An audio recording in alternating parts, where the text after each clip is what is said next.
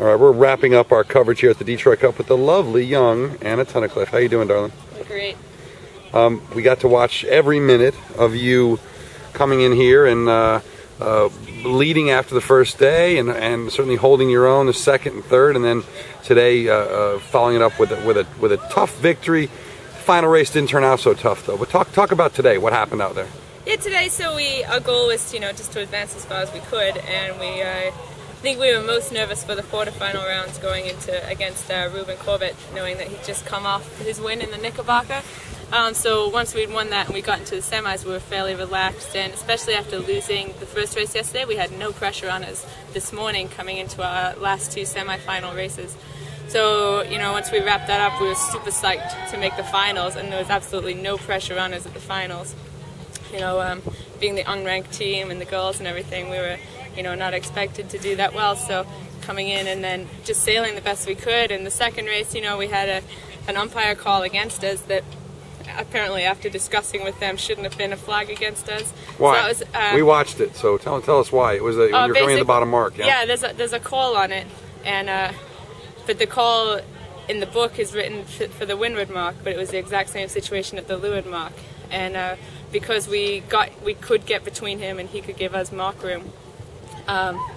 There was no penalty on us. If for some reason we'd have hit him or whatever, then we couldn't have gone in there. But because we squeaked around without hitting him or the mark, we were able to go in there. But the umpires at the time weren't thinking about it in that sense. Right. So after discussing with them, unsure about it, we shouldn't have got the penalty. But it didn't matter. We came back the last race, and we just said, hey, let's go have fun, let's do it. And and he put himself over the line, and that was good for us. Now, let me ask you this one. After the second race, you guys seemed maybe a little tight because maybe you were pissed at the umps, whatever it was. Also, you had a halyard issue and floated around, and we got some great pictures of you guys heeled over at the race committee boat. You didn't get tight, though. No. How do you keep your cool with you got three other girls with you? How do you keep your cool? This is a big deal. It's a great two-match race, Yeah, it was a big deal, but my crew is fantastic. They're so funny, and the whole time we're just laughing and having a good time. And as soon as we start getting tense, all it takes is one of them to drop a joke, and we're right back in it. We have so many inside jokes on our boat that it's just whatever we say. How long do you know these girls? Debbie, Liz, and I actually all went to school together, and then we raced against Amanda at ODU, right? At ODU, yeah. Okay. And so Amanda and I raced against each other, so we knew Amanda, and I know she's done a lot of, obviously she's a fabulous team racer, right, and has done a lot of match racing too, and we needed somebody slightly smaller for this event to fit into our team. And, she seemed like the perfect fit, and she was. She did an amazing job too. Well, having watched the girls not only out there, but then pouring Hummers down the throats of some of the other folks out there and out of the Detroit Cup, they obviously do have a sense of humor. Very much. So, you have now spent a large portion of your life training to sail and sailing at the highest level, gold medalist, and that must have been a great experience. Well, you're still doing it now, though. Okay. Yeah. What kind of life is this compared to other people compared to your friends? Do you have miss a normal life, or is this the way you're going to be forever? Yeah, I hope to be like this forever. I have such a good time traveling around doing what I love, and I'm very fortunate that I've been given the opportunity to do what I love. Sometimes, yeah, I wish for a normal life where I could just, go to work and be guaranteed a salary and guaranteed money. But, then I think about it, I'm like, well, you don't get to travel the world. You don't get to see everybody and make friends internationally and see different parts and do something that I thoroughly love doing. And, it's just, I wouldn't trade it for anything. So now let's get into a little bit of gender stuff here. You're obviously coming out here with an all-girls team. The only other female skipper was Sally, and she actually had a Ratty on her boat. So, but you're the all-girls team. Do you think it's any handicap at all in this size boat? Do you think it's a handicap in bigger boats? To be honest, the biggest boat I sailed was the Colgate 26, which was last weekend, and we sailed 5 up there. To the guys 4 up, and we competed just fine. We were fast. Our mistakes last week were purely us making mistakes on the race course and our match racing. I don't think it's a handicap at all. And to be honest, here I'm glad we had the extra pair of hands because I don't think 3 girls could have physically managed it. I think it was an advantage out for watching your boat handling. I think it was probably an advantage. Yeah, we made it work, and if you have 4 girls that know what they're doing and know how to handle a boat, then it works perfectly, and so I don't think it's an issue at all.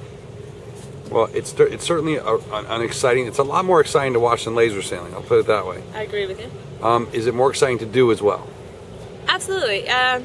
You know, like, I enjoy laser sailing a lot. You know, downwind in the laser sailing is so much fun when you're surfing waves, and I really love hiking up wind and breeze and waves, and you know, the physical aspects of it. But you know, after a while, like, I've sailed non-stop from December to the beginning of August in my laser, and I just needed a break from that, so now back into this. And you know, this completely different racing. I mean, 20-minute races instead of a 20-minute beat. Right. And it's just different, and for me, it's a bit of a break mentally from thinking about hiking for 20 minutes to actually doing a whole race in 20 minutes and figuring out the tactics of it all. Yeah. Oh, you said you haven't obviously made a decision about the next Olympics, and it would be premature to make a decision this early. What are the advantages of, you know, for someone like you who intends to do this for your living? What are the advantages, or sort of what do you weigh when you decide whether to sail lasers or to sail match racing for England, for Weymouth? I think, you know, some of it is, you know, I can only really physically sail the laser for 4 more years. So if I choose to do the laser, then this will be my final 4 years. Just because your body's beaten up from it? Yeah. You know, you get injured, and you can only push your body so far. So if I wanted to continue sailing, then I would have to make the decision to go that way. At the same time, if, you know, I want to make a career in sailing and make a name for myself, well, then maybe I have to do more match racing. So it's balancing the two, and then at the same time, like, what do I love to do, and which one do I really want to put, you know, all my energy into for, you know, the next 3 years. And you know, there's always match racing down the road. Right. You can always jump into that, but at the same time, you know, with the match racing being in the Olympics, how much of a jump would people get on me if I didn't do it now? Point. So, you know, I'm still figuring it all out, and working on getting a team together for it. And if we find a solid team that just all clicks together, then, you know, I'm pretty sure we'll go with it. Let me push it a little further. It's sort of, you know, knowing how quickly the Olympic game pushes everyone's game up, and how, you know, things develop fast when you are doing training at an Olympic level. We're really about to see a whole new resurgence, or the first ever resurgence of women in match racing. Can it go right through the sport all the way up to the America's Cup? I don't see why not. You know, match racing is like a chess game, right? I don't think a guy's brain's any better than a girl's brain. So, you know, when it comes down to a chess game, if you can outthink your competition, then I totally don't see why a woman can't win the America's Cup. You know, obviously strength aside, like, yeah, if you put strength into it, then guys have an advantage in strength, but that's where we get extra crew members to make up for that. So, you know, I think it's definitely going to be huge for women's sailing, and the women's match racing is all going to raise right up there, and we'll be competing with the guys on an equal level in no time. Okay, and one question which I sort of tried to get to you when you were on the panel yesterday, you didn't quite answer what I was looking for. Oh. There are a lot of girls who sail. Yeah. And you know what? Girls get pigeonholed into, I'm going to do the pit, you know, on a big boat, and sail 420s, and then never do anything out, you know, be the smallest crew on the boat, be the 5th man on a Melgus. Jobs which may be fun, but they don't really advance in a lot of ways. Yeah. What is, if they're, I'm not talking about girls who are already doing match racing, I'm talking about just random sailor chicks. How do they go and get into match racing? You know, I think just ask people to sail, you know, write people, be like, hey, you're doing this, do you need a crew? Or sign up and skipper yourself, you know, and just get people together and do it. The great thing about match racing is you'll have the event, and then you'll the racing for the day, and you'll have a discussion with the umpires afterwards. So it's always a learning experience, you know, through all the levels you're always learning. And it's just getting into the sport as much as you can, just asking, hey, do you need crew? Hey, do you need crew? And, you know, if you're a newbie trying to get into it, then just apply to every event you can get to, you know, and you never know you never know when you're going to get an invite.